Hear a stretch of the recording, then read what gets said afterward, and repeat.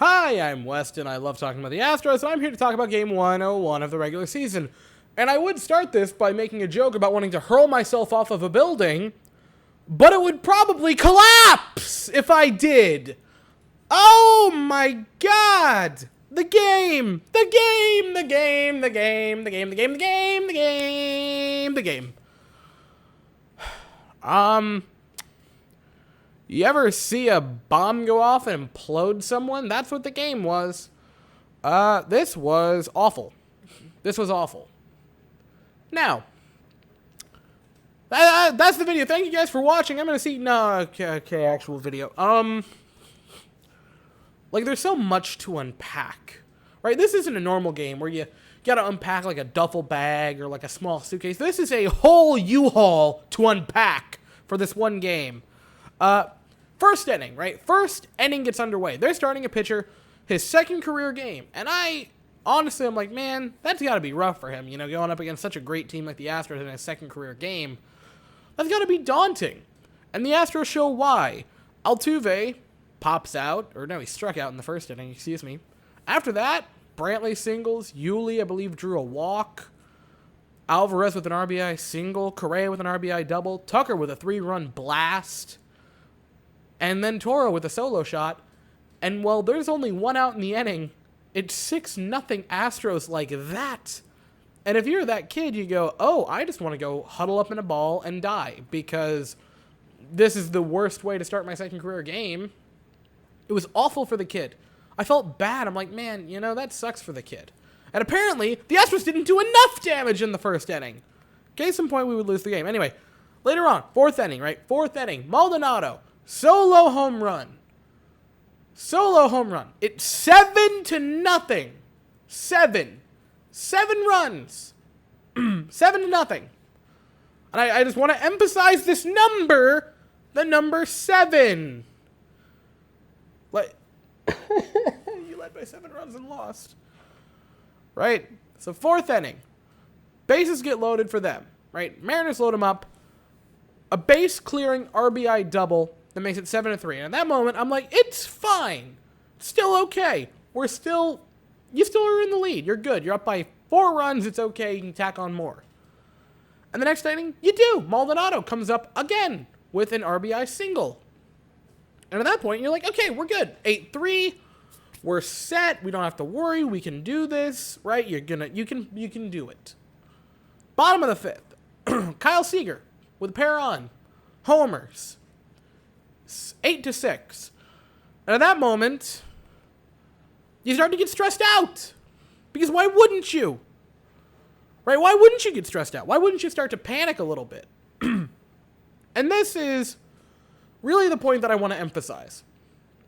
The biggest problem the Astros had tonight was that they couldn't close anyone out. They couldn't finish a hitter. They'd get ahead in the count, right? They'd get up 0-2. 1-2, 2-2, and they couldn't finish it. They couldn't strike the guy out. They couldn't get weak contact. They'd give up hits. They'd give up home runs. They'd give up stuff. They'd give up walks. They would eventually let the person battle back into it. Or even if they'd get them out, they'd let them battle back into it enough where the pitcher had to overextend himself than he should have. And that was the big problem tonight. That was the biggest issue.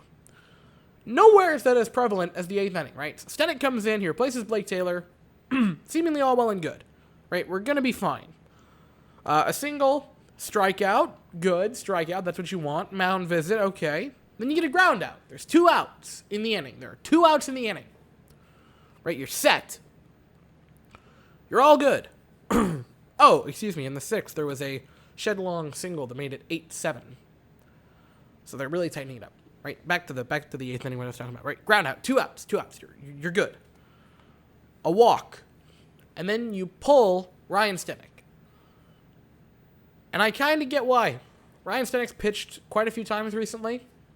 You don't want to overextend him. He let a pair on. I get that. I get Dusty wanting to pull him. And I get that the bullpen is pretty well dry. Use anyone else than Brooks Raley. Why did we go to Brooks Raley? And I've been relatively chill on Dusty. And I'm still not even totally upset with Dusty Baker. Because you're running out of guys. Like, a bullpen is only so deep for Dusty Baker. And so I kind of have the sympathy of like, yeah, but who else is there? Joe Smith? You want to roll with Joe Smith in that situation? I kind of get it. Like, at least Rayleigh's the wild card, or at least he could be good. So he comes in, walks Tom Murphy, but he had him in an 0-2 count. I think it was a swinging strike and then a foul ball. You're up 0-2, and I'm like, all right, we're good. We're set. We're going to get out of the inning. We can go on to win the game. We're good. Then he walks, bases loaded. Dylan Moore walks up and hits an absolute just mammoth, big daddy home run. And they were so happy as a team, right? Like, honestly, the joy that they showed when they did that almost made me forget that the Astros had a collapse so large that tomorrow we're going to have bridge inspectors come look at our team, right? Their joy and passion and pure happiness almost made me forget what preceded it by Houston. Then J.P. Crawford gets hit by a pitch. Now, this is when the game gets exponentially stupid. Because why? Why is this a thing, right? Brooks Raley hits him. It's a breaking pitch. Brooks Raley hasn't pitched in over 3 weeks. And theoretically, given that it was a very personal issue, I believe it was his grandmother or grandfather that passed away, naturally, he probably wasn't working out that often during that time. He was probably, spending time with them. And so he hits a guy with a pitch. Yeah, it was one batter after a grand slam. So, what does that have to do with anything? That was a different batter. You think in a game, like, look, given how weird this game was, there were multiple 3-run innings. There was a 6-run inning by Houston. There were 2, actually more than that. There were 3, if I'm not mistaken. Probably realistically more than that. Yeah, 3-run innings or more by the Mariners. So yeah, you're going down 11-8 into the bottom or into the top of the 9th. That's still a winnable game, clearly. Both teams are offensively explosive tonight. That's not over. You think he's going to hit a guy and give him an extra base runner when it's not completely over with? No! It was just stupid. I don't know why. So that happens. The Seattle manager comes walking out and he starts yelling. And then, obviously, because he's yelling at him for no reason, McCullers and Joe Espada come running out of our dugout to yell back at them. And baseball fights are very strange because it's basically as if a mom and a dad are fighting, but at 2 opposite ends of the house. So, like, a mom is in the kitchen screaming at the dad, but the dad is in, like, the den at the complete opposite side of the house. And then the child is the middle umpire, like, trying to calm both sides down, where it's just completely insane. Like, they're not actually getting close enough to actually, like, talk to each other. They're just screaming from 2 totally different areas, which is what was happening here. And it was mostly intangible. Like, they weren't talking about anything specific. It was basically just like, hey, you're bad. No, you're bad. Like, it was nothing. It was gibberish. It was kindergarten trash talk. Like, it was nothing. But then, Seattle manager talks to the umpire and goes, hey, well, I mean, he hit our guy. So you should eject him. And then he does. He ejects Brooks Raley. I don't know why. I couldn't see anything that said... My voice is gone from yelling. I can't find anything that says Baker was ejected or Espada or McCullers, so I don't assume any of them were. Then Joe Smith comes in, and because the tires have completely fallen off this bus that we're on tonight, Joe Smith just sitting there and then just goes, nah, I'm going to pick him off, and then does, immediately picks off J.P. Crawford for a 0-pitch inning, or outing, by Joe Smith, which was... I mean, the wheels had completely fallen off of this. At that point, ninth inning, it's mechanical, it's nothing. 1, 2, 3. This was horrific. This was a horrid game by the Astros. The pitching completely imploded. Luis Garcia was horrible tonight. He was real bad. He didn't have a ton of control. He looked nervous, which isn't great. I'm not concerned about the long-term ramifications. And here's the thing that I want to emphasize. When I talk about a pitcher in one specific game or a player in one specific game, I don't mean, oh, they're on a downward spiral and they're about to flame out. Luis Garcia had a really bad night tonight. That doesn't mean he's going to have a bad rest of the season. That doesn't mean I don't trust him going forward or don't want him on our team going forward. That means tonight he was real bad. Brian Abreu actually looked okay-ish in his outing. Got a pair of strikeouts. Blake Taylor, ending in a third, got a pair of strikeouts. Didn't allow a base runner. He looked great.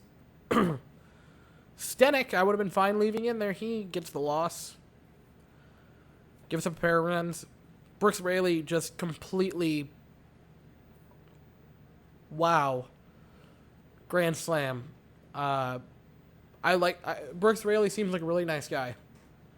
And I really feel bad saying this literally 2 days after he comes back from the personal leave for the death of his grandparent.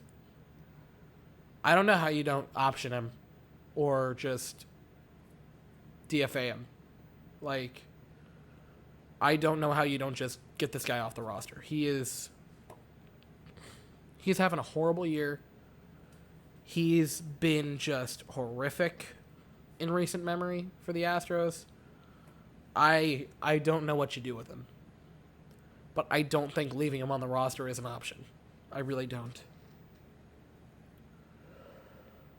Joe Smith, there's nothing even to talk about with Joe Smith. He had a pickoff. Offensively, we weren't terrible. 4 for 11. 8 runs should win you a game. Granted, tonight was a low-scoring night, but the Astros were the lone team tonight, outside of Seattle, to score 8 runs. Every other game was 6 runs or less scored by either team. In quite a few of them, the Astros scored more than both teams combined. So there should have been enough to get the win. But pitching staff imploded. Which means all the Houstonians got to stay up till 1:30 to watch a horrific collapse, and I got to stay up till 2:30 to watch a horrific collapse. Oof, Maroon. That just absolutely sucked. So, tomorrow they're going to send out Chris Flexen, which, hearing that name, if there is not a shirt of him making a muscle motion and saying flexing on these haters, I would be very depressed. Mariners fans, if there are any of you watching, make that shirt. We're going to send out Lance McCullers Jr., who hopefully can have a bit of a rebound from his last start, which I still maintain wasn't that bad. It just looks bad on paper. And I'll be here at 4 in the morning tomorrow to talk about it. So, that is all I have. Thank you all for watching. Hope you all have an absolutely fantastic day. And as always, go Astros.